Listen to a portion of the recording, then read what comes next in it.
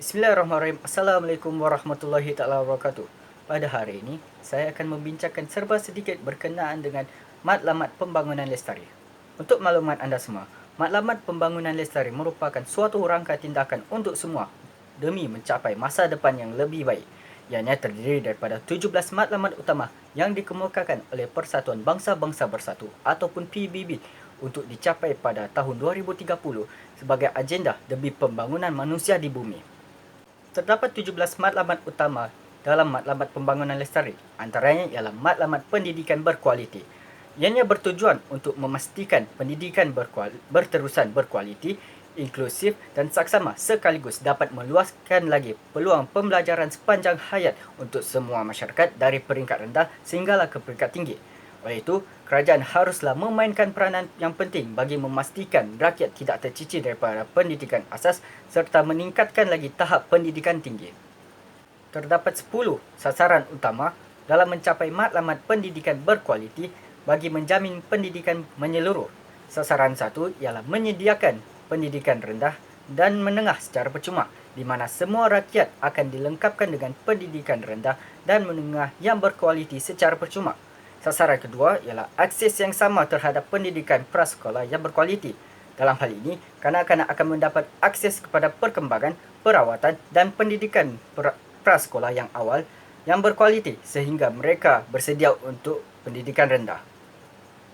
Untuk sasaran ketiga pula ialah akses yang sama terhadap pendidikan teknikal dan vokasional serta pendidikan tinggi, di mana mereka akan mendapat akses yang setara untuk melanjutkan pendidikan teknikal dan vokasional serta pengajian tinggi yang berpatutan serta berkualiti, termasuklah universiti.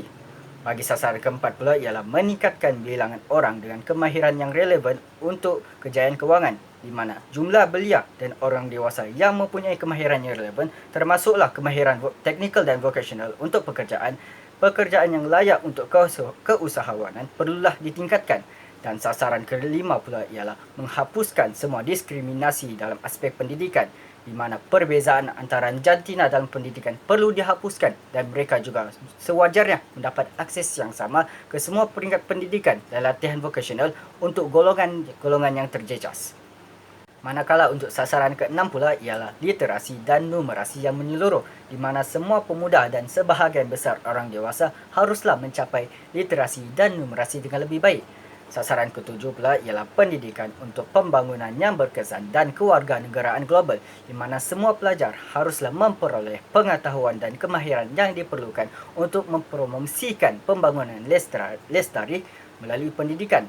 Sasaran ke-8 ialah pembinaan sekolah inklusif dan selamat, di mana kemudahan pendidikan yang sesuai perlu dibina dan dinaik taraf khususnya bagi golongan kanak-kanak.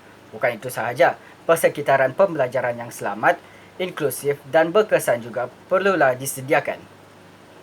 Sasaran ke-9 pula ialah meluaskan beasiswa pendidikan tinggi untuk negara-negara membangun.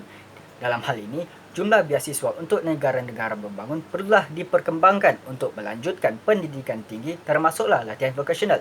Dan akhir sekali, sasaran ke-10 ialah meningkatkan jumlah guru yang berkelayakan di negara-negara membangun, di mana penawaran guru yang berkelayakan perlulah dipertingkatkan secara banyak termasuklah kerjasama antarabangsa untuk latihan guru di negara-negara membangun tersebut. Dapatlah disimpulkan bahawa matlamat pembangunan lestari sangat penting bagi semua orang demi mencapai masa depan yang lebih baik dan cerah, terutama sekali matlamat pendidikan berkualiti. Oleh itu, kita haruslah bersatu padu untuk mencapai 10 sasaran tersebut agar dapat meluaskan lagi peluang orang ramai untuk menjalani pembelajaran sepanjang hayat. Itu sahaja daripada saya. Sekian, terima kasih.